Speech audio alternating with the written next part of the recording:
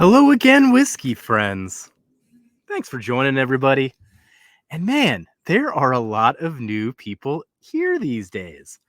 And that's going to be the precipice of today's video. I have been getting a lot of questions about our scoring systems and how we grade whiskeys.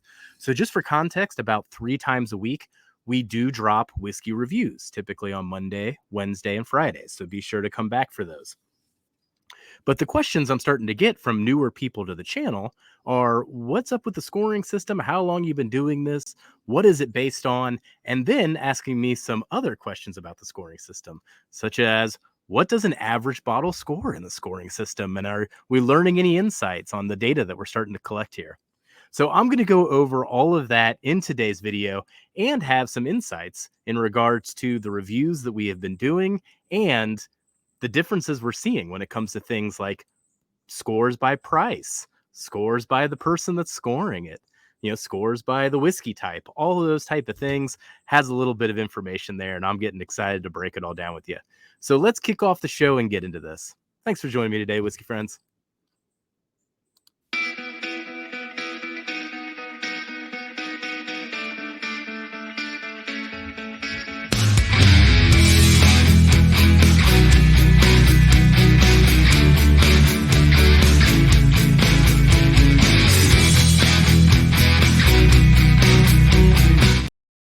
All right.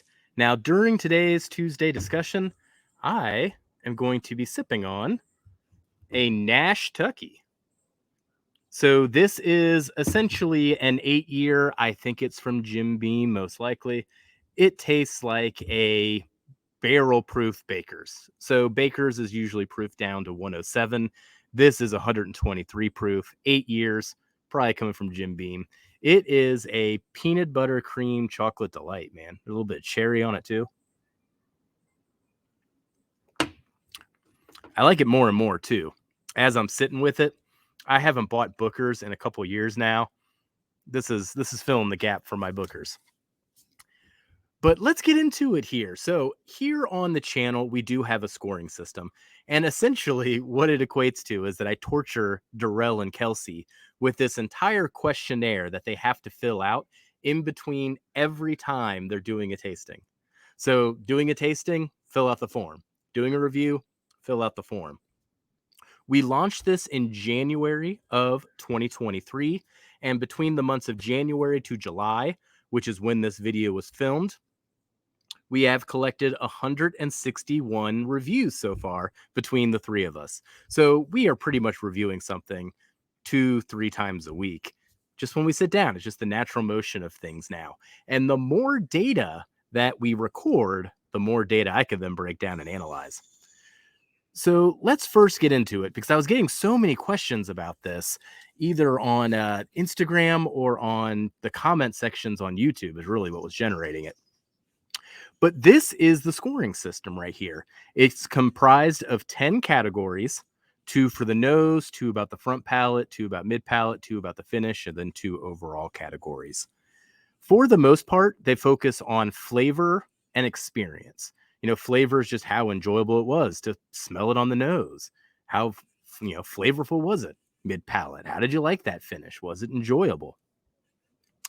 Then with the experience, that's more of the depth of the flavors, the mouthfeel, the complexity, getting into the balance or the construction of the whiskey. And then the final category is value. Just simply, was I happy with the price I paid on this whiskey? And you add up all 10 of those metrics and you end up with a score between 0 and 100.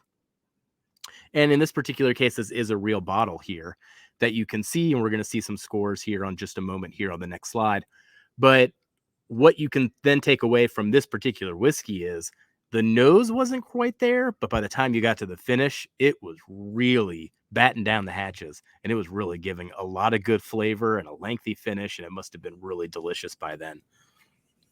This was a very expensive bottle, thus it did lose some points on value, and because the nose wasn't quite there, it lost some points on the construction and the balance. But otherwise, you're looking at a very impressive whiskey at an 88. And then here's the whiskey that we're actually looking at, the 4 Gate Kelvin Collab 5. The other way that we can summarize this then is just by breaking it down into the flavor score, the experience score, and value. What you're seeing here is the percentage of the points that was earned. So essentially, this is saying that the Four-Gate earned 85% of the points that it could from flavor, and it earned 90% of the points that it could from experience.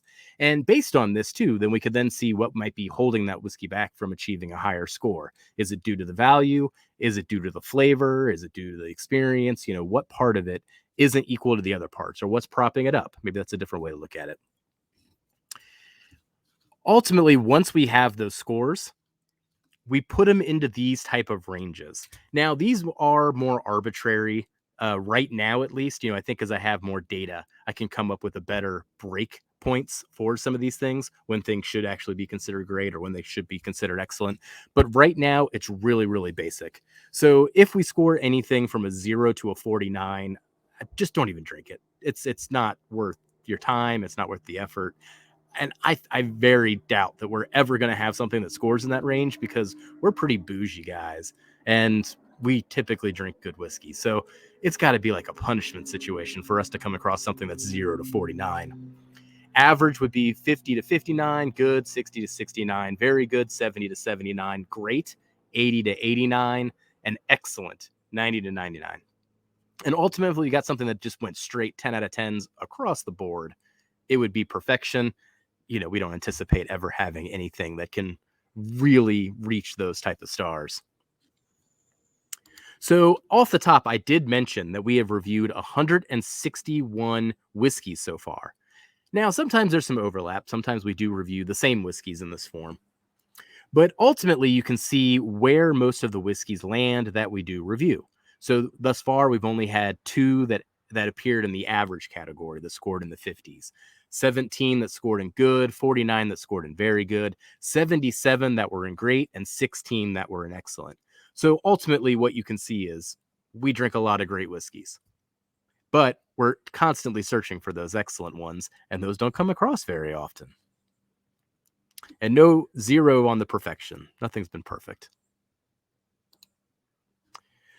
So here are some other ways that we can start getting into this. And this gets into really some of the questions that I was getting was, well, what's a good score? What's a bad score? What's an average score?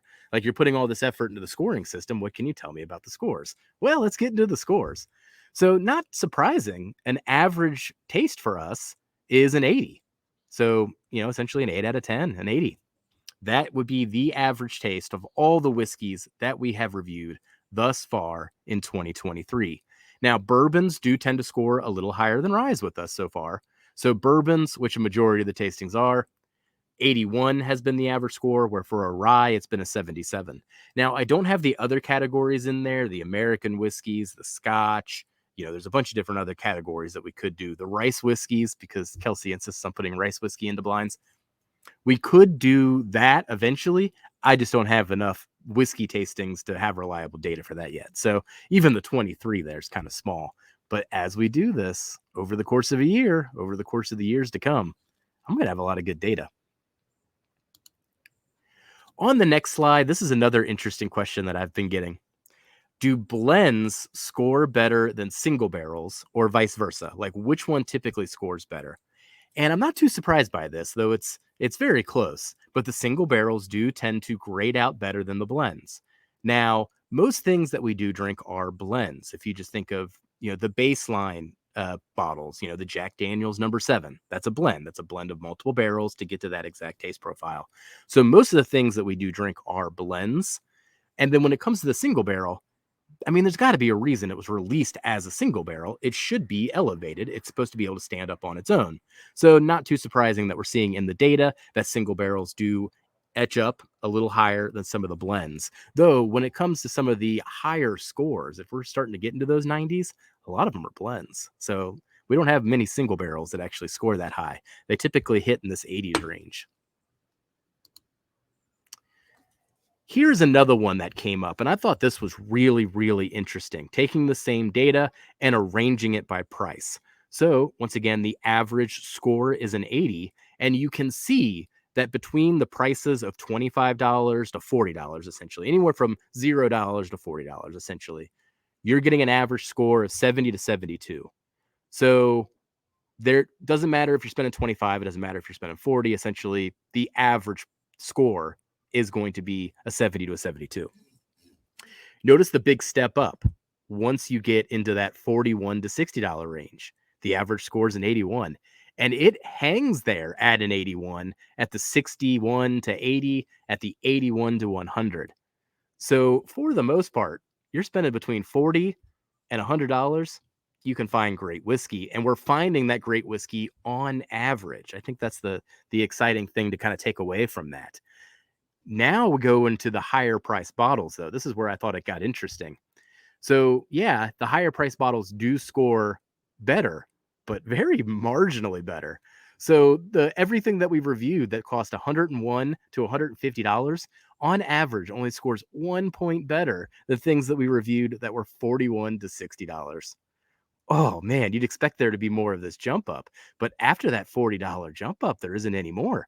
Now, I do say that, but the $151, the $200, that range right there with the 14 whiskeys that we reviewed in that range have on average scored an 86, and that is where some of our special bottles lie, particularly at that $200 price point. But go above $200 and you get diminishing returns, and the average score goes back down to an 83. Now, one of the things I think is happening on that, especially with those ones that are 200 or more, I mean, they're losing points on the value. So they got to bring it with the flavor in order to combat a negative experience on the value. Makes perfect sense, but that's how the scoring system's working. But I thought this chart was just incredibly eye-opening, especially how, I mean, it just shows you that once you kind of get into this $40 to $100 range, you can find great whiskey all across that price range. You don't have to pay up to $200 to get something that's great and can score in the 80s. It's happening on average on what we're drinking here. So here's going to be my last slide for today. I thought this one was funny as well, but we can also break these scores down by reviewer. So the average score is an 80. Well, Durrell on average gives an 84. Kelsey and I on average give a 78. Now, I don't think this is because Durrell is an easy grader. This is just because Durrell only drinks really good stuff. I mean, if you watch Durrell either on our live streams or on Livewire or on Big Vic's channel, I mean, any of those, you know Durrell is usually not buying anything that's going to be scoring below an 80. That's just not what Durrell does. So not too surprising that Durrell's average score is higher than ours. Once again, nothing to do with him being an easy grader, just has to do with the fact that he drinks better whiskey than Kelsey and I on average. So that is how we're getting into it with the grading of these whiskeys. Once again, we do whiskey reviews every Monday, Wednesday, and Friday. You will see Kelsey, Durrell, and I each drop a whiskey review each week, and that is one of the things that propels this channel. We also go live on Wednesdays, usually with another channel and a whiskey guest. Lots and lots of whiskey friends, and I thank you for being here too, whiskey friends. It has been a lot of fun watching the channel grow, particularly in the last couple months, and we are going to keep pushing forward. So if you have any other questions related to the scoring system or related to any of the data that I just showed, hey, let me know. I am going to be able to cut and, slice and dice this data in so many ways as we collect more and more, and you can see the interesting things I can do already. Well, thank you for joining me today, whiskey friends. I'll catch you on the next Tuesday discussion. Goodbye, everybody. Jeff, just be friends with me. But you have these whiskey friends, and you say hello again. Oh, Jeffrey, you should just be friends with me. But you have these whiskey friends, and you say hello again. Oh, Jeffrey, you should just be friends with me. But you have these whiskey friends, and you say hello.